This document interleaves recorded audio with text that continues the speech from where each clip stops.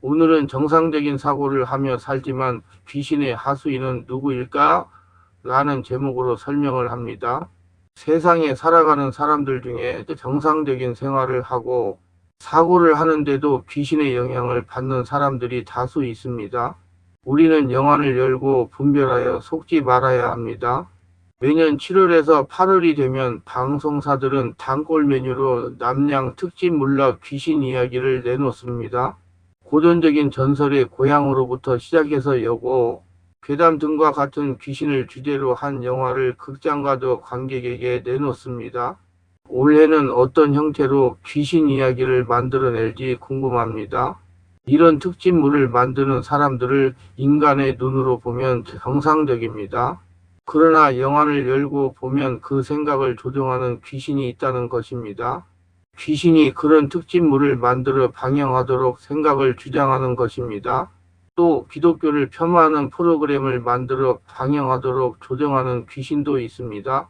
세상 사람들은 이 사람들이 귀신이 들려서 이런 일을 하는 줄을 모릅니다. 그러나 영의 눈을 열고 보면 정상적인 사고 속에 역사하는 귀신입니다. 그리고 유형교회를 분열시키는 귀신이 있습니다. 아무개 교회에서 교회 바로 세우기란 명목으로 담임 목회자를 고발한 사건을 다 아실 것입니다. 결국 혐의 없음으로 판명이 났습니다. 그러나 일반적인 성도들은 옳다고 할지 몰라도 영의 눈을 열고 보면 귀신의 역사입니다.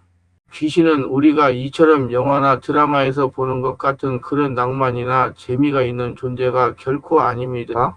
20대 젊은이들이 관념적으로 철없이 만든 캐릭터, 붉은 악마는 전통적인 우리 민족 설화에 등장하는 도깨비를 형상화한 것을 상징으로 사용하고 있는데, 우스꽝스러운 모양의 형상은 민담 설화를 바탕으로 하고 있습니다.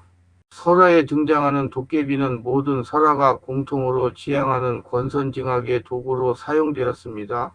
그러나 실제로 귀신은 권선징악의 도구가 되는 경우는 거의 없습니다. 하나님은 모든 현상을 궁극적으로 선한 결과로 변환시키시는 분이기 때문에 귀신 들림도 결국에는 하나님의 은혜로 바뀌게 하는 것이라고 볼 때 권선징악의 의미가 있다고 할 것입니다.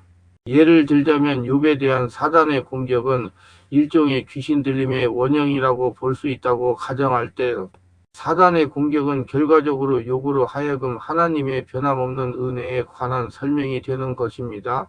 저는 충만한 교회 강요쌤 목사입니다. 지난 26년 동안 수천 명의 환자들을 예수님의 이름과 성령으로 치유하여 정상적이고 행복하고 사람답게 삶을 살아가도록 인도했습니다. 그리고 목회자들을 말씀과 성령의 세례로 성령의 강한 불과 성령의 은사와 능력을 받아 전인 치유사역자로 치유 목회하도록 훈련했습니다.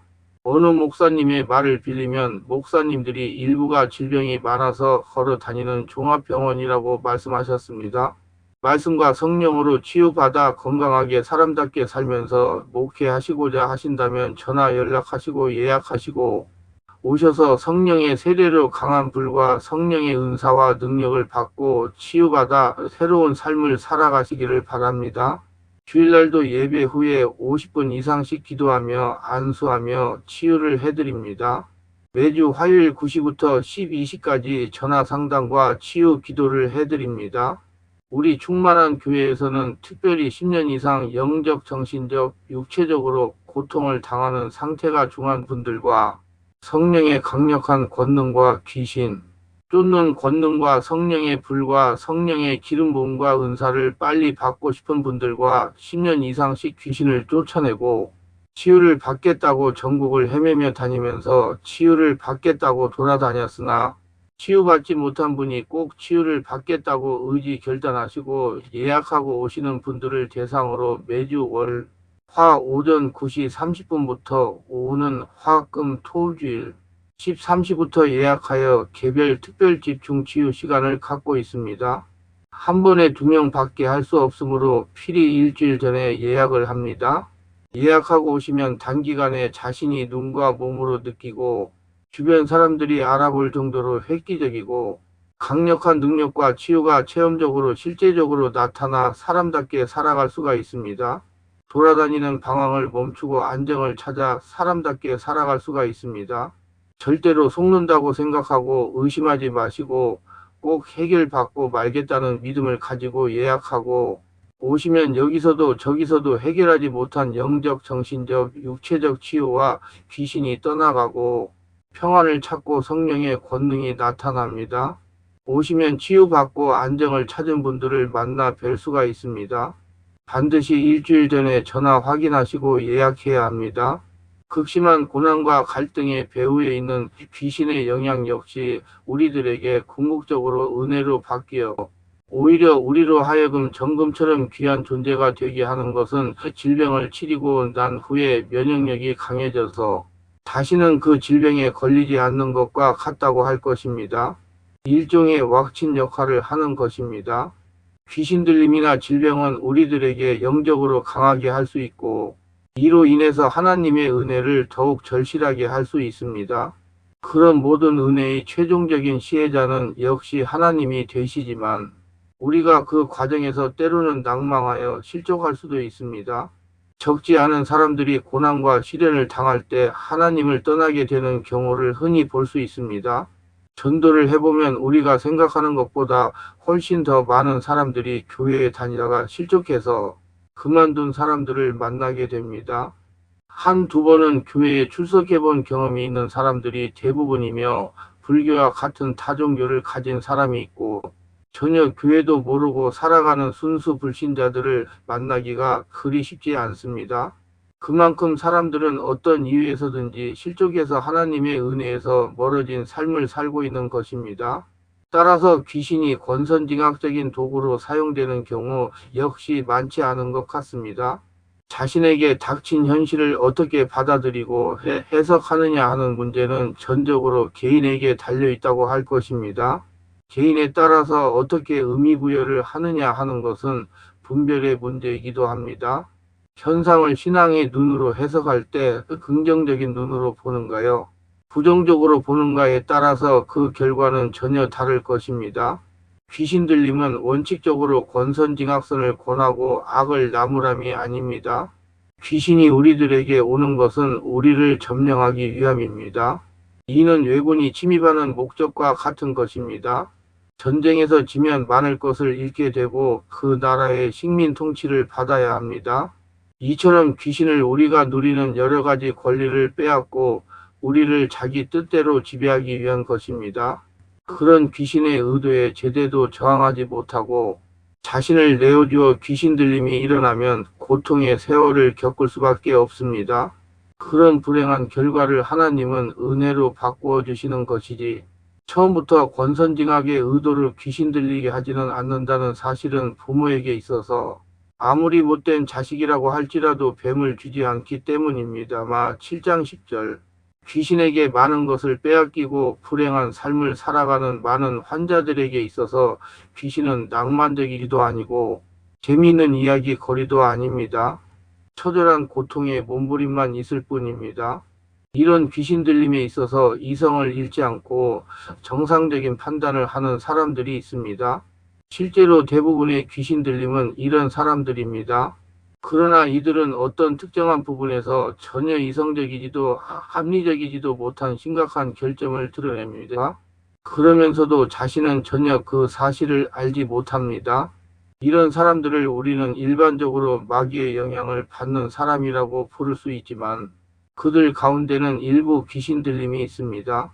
귀신 들림과 마귀의 영향을 구분하는 경계점인 회색지대에 놓여 있는 사람은 귀신과 마귀의 특성 모두를 드러냅니다. 그래서 때로는 마귀 같기도 하고 때로는 귀신 같기도 합니다. 마귀와 귀신은 역할이 다르다는 점은 이미 설명한 것인데 그러므로 드러나는 결과도 다릅니다. 회색지대에 있는 귀신 들림은 얼핏 보면 정상인 같기도 하지만 그를 내면에서 조정하는 영이 무지한 귀신이라는 점을 인식한다면 그 행위는 결과적으로 파괴적일 수밖에 없습니다. 귀신은 몸과 마음을 황폐하게 만드는 주범입니다. 귀신 들림이 진행될수록 그 사람의 인격은 점차로 귀신을 닮아가게 되고 정서적으로 감성적으로 거칠어지며 조급하고 포악한 면을 보이기 시작합니다.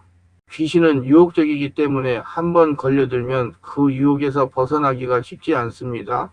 약물 중독자의 경우에 중독을 일으키는 귀신은 피해자로 하여금 달콤한 유혹에 휘말리도록 계속 자극하는 것입니다. 끊임없는 환상에 의한 유혹은 그 덫에서 벗어날 수 없을 정도로 자극적이고 집요합니다. 이런 회색 지대에 있는 귀신 들림으로부터 자유롭기 위해서는 이런 유혹으로부터 벗어나려고 하는 본인의 노력이 필요합니다. 왜냐하면 피해자는 이성적인 생각을 할 수 있기 때문입니다. 정신분열과 같은 귀신 들림은 스스로 판단할 수 있는 사고력을 상실하게 됩니다. 그렇기 때문에 이들에게는 오로지 성령 안에서 온몸으로 오래 기도하며 외부에서 강력한 능력을 갖춘 축사자의 도움 이외에는 방법이 없습니다. 점령하고 있는 귀신의 능력보다 더 강한 능력을 가진 축사 사역자를 만나는 것이 치유의 기본입니다.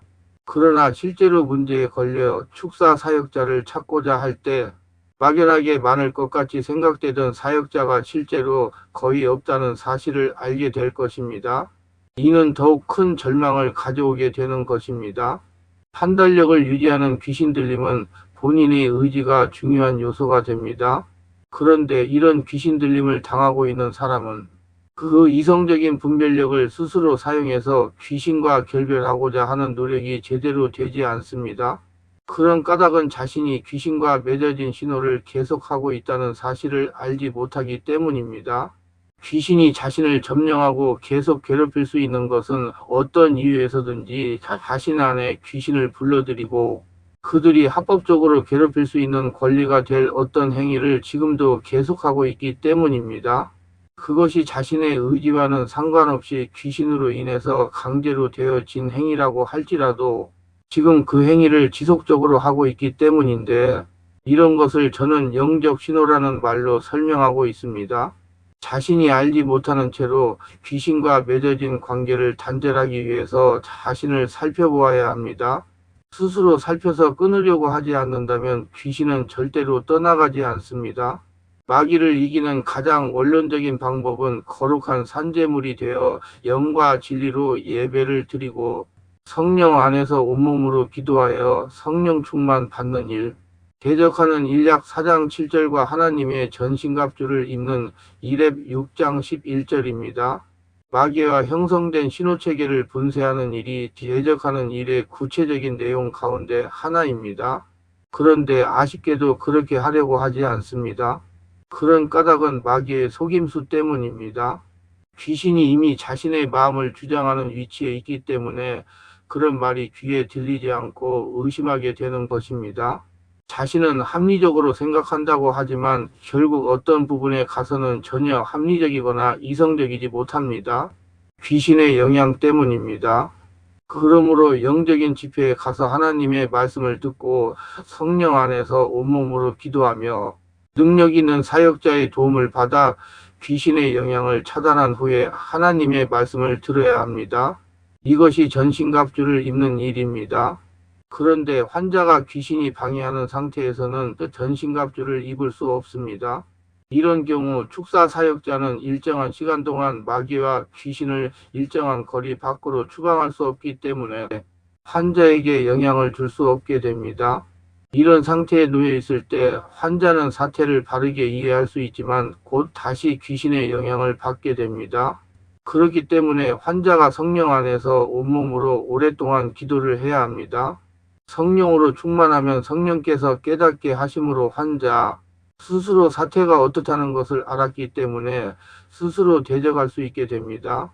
귀신과 맺어진 신호체계를 거부하고 성령의 도움을 구하면서 대적 기도를 합니다.